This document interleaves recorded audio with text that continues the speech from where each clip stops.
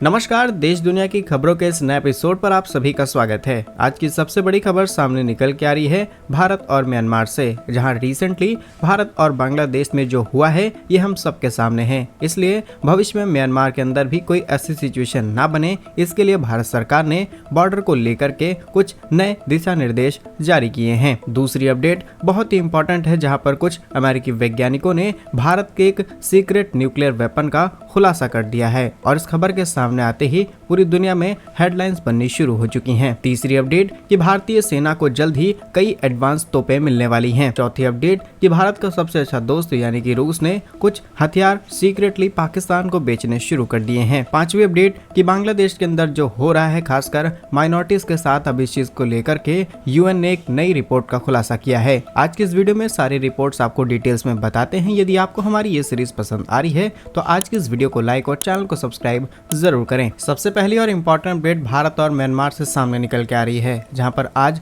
दोनों ही देश करीब 1643 किलोमीटर का एक लंबा बॉर्डर आपस में शेयर करते हैं। ये बांग्लादेश की तुलना में करीब आधा है, क्योंकि बांग्लादेश के साथ हम करीब 4000 किलोमीटर का बॉर्डर शेयर करते हैं। लेकिन 1600 किलोमीटर का बॉर्डर भी कोई छोटा बॉर्डर नहीं है और इसे मैनेज करने में भी भारतीय सेनाओं को कई चैलेंज फेस करने पड़ते हैं। खासकर म्यांमार, जहां पर इस समय सेना और सरकार इतनी ज्यादा पॉलिटिक्स में इन्वॉल्व हो चुकी हैं, जिसकी वजह से उथल पुथल म्यांमार के अंदर भी देखी जा रही है। और अब भारत सरकार ने भारत म्यांमार सीमा सुरक्षा को और ज्यादा बढ़ाने के लिए केंद्र सरकार की तरफ से एक बड़ा फैसला लिया गया है। खासकर वो लोकेशंस जैसे कि मणिपुर, अरुणाचल प्रदेश, यहाँ पर बॉर्डर फोर्सेस को और बड़े स्केल पर तैनात किया जा रहा है। इसी के साथ केंद्र सरकार ने दोनों ही राज्यों को आदेश दिए हैं कि बॉर्डर सिक्योरिटीज पर पूरा ध्यान दिया जाए। किसी भी तरीके से कोई भी गलत काम इन बॉर्डर से नहीं होना चाहिए। आपको बता दें, पूर्वोत्तर के 4 राज्य अरुणाचल प्रदेश, मणिपुर, मिजोरम, नागालैंड, ये सभी म्यांमार के साथ बॉर्डर शेयर करते हैं। और यदि आपको याद हो तो पिछले ही साल केंद्र सरकार ने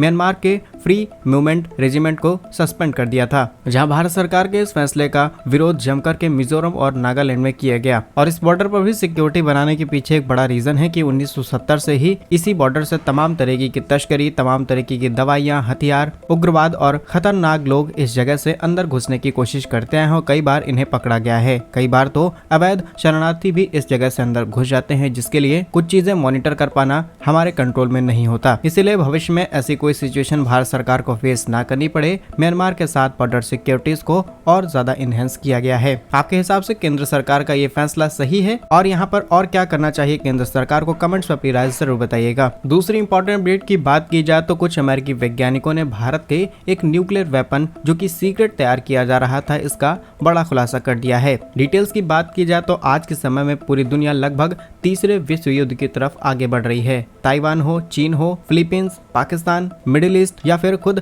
अमेरिका और रूस, सभी ताकतवर न्यूक्लियर वेपन्स के साथ एक दूसरे को धमकी देना शुरू कर चुके हैं। तनाव बहुत ज्यादा बढ़ चुका है। इसी बीच इन सब में भारत का नाम भी शामिल है, क्योंकि भारत आज उतना कैपेबल हो चुका है कि हमारे पास जमीन, हवा, पानी, हर जगह से मार करने वाले परमाणु हथियार मौजूद हैं। ऐसे में कुछ अमेरिकी वैज्ञानिकों ने भारत के एक सीक्रेट प्रोग्राम का खुलासा किया है। रिसेंटली रिपोर्ट्स के मुताबिक वैज्ञानिकों का कहना है कि भारतीय युद्धपोत पर योग की तस्वीर सामने निकल के आ रही है। कुछ सैटेलाइट इमेजेस के जरिए इन चीजों का खुलासा किया गया है, जैसा कि आप अपनी स्क्रीन पर देख सकते हैं, जिसमें कहा गया है कि भारत अब समुद्र के अंदर छिपी रहने वाली सबमरीन को और ज्यादा एडवांस बना रहा है। इसमें कई ऐसी मिसाइलें इंटीग्रेट की जा रही हैं जो कि सिर्फ परमाणु पर ही ऑपरेट की जाएंगी। और सिर्फ इतना ही नहीं, बल्कि भारत अपनी पुरानी नौसेना की सबमरीन्स को परमाणु मिसाइलों के साथ इंटीग्रेट कर रहा है और कुछ पुरानी सबमरीन्स को रिटायर भी किया जा रहा है। आंकड़ों के मुताबिक भारत के पास अभी करीब 172 परमाणु बम हैं, लेकिन एक्सपर्ट्स के मुताबिक ये संख्या ज्यादा दिनों तक इतनी बनी रहने वाली नहीं है, बल्कि भारत इसमें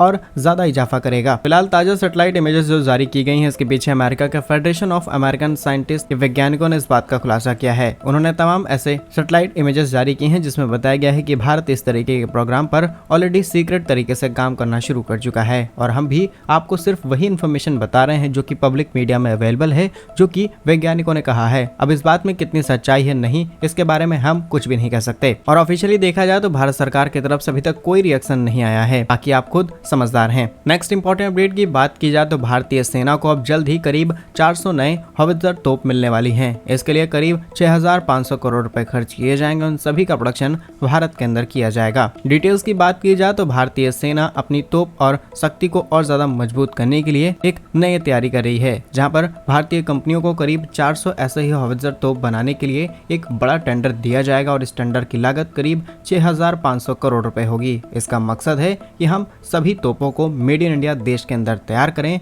जितने भी ज्यादा कंपोनेंट्स हैं, जितने भी ज्यादा पार्ट्स हैं, इन सभी चीजों को अलग अलग छोटी बड़ी कंपनी से सोर्स किया जाए। जहां रिसेंटली सेना के एक बड़े अधिकारी से बातचीत की जाती है, जिसके बाद इस बात का खुलासा किया गया है। उसमें कहा गया है कि इसमें IDDM कैटेगरी के तहत 400-155 mm की 52 कैलिबर टोट आर्टिलरी गन सिस्टम, जिसे हम TAGS कहते हैं, उनका प्रोडक्शन शुरू किया जाएगा। इसमें बड़े प्लेयर्स जैसे कि Bharat force, L&T, Adani group जैसी कंपनीज पार्टिसिपेट करेंगी और इन सभी चीजों को और भी ज्यादा एडवांस किया जाएगा। और सिर्फ इतना ही नहीं, बल्कि यहाँ पर लाइट वेट वाली भी कुछ तोपें तैयार की जाएंगी। और यदि आपको याद हो तो पिछले वीडियो में हमने आपको बताया था कि भारत ने ऑलरेडी करीब 307 ऐसे ही हाईटेक आर्टिलरी गन्स खरीदने के लिए टेंडर जारी कर दिया है, जिससे हम चीन और पाकिस्तान सीमाओं को और ज्यादा स्ट्रॉन्ग कर सकें। और अब माउंटेन गन के टेंडर को भी जल्द ही जारी किया जाएगा, जिससे हम सीमाओं को और ज्यादा मजबूत कर सकें। इस फैसले पर आप क्या सोचते हैं, कमेंट्स में जरूर बताइएगा। नेक्स्ट इंपॉर्टेंट अपडेट की बात की जाए तो ये सामने निकल के आ रही है भारत, रूस और पाकिस्तान से, जहां 15 अगस्त के दिन जो वीडियो हमने अपलोड किया था उसमें आपको बताया था कि रूस ने पाकिस्तान को चुपचाप से कई एडवांस हथियार देने शुरू कर दिए हैं। रिसेंटली रिपोर्ट्स के मुताबिक पाकिस्तान को सुपर कैम S-250 ड्रोन्स सौंपे जा चुके हैं और ये बात सबके सामने है कि पाकिस्तान इनका इस्तेमाल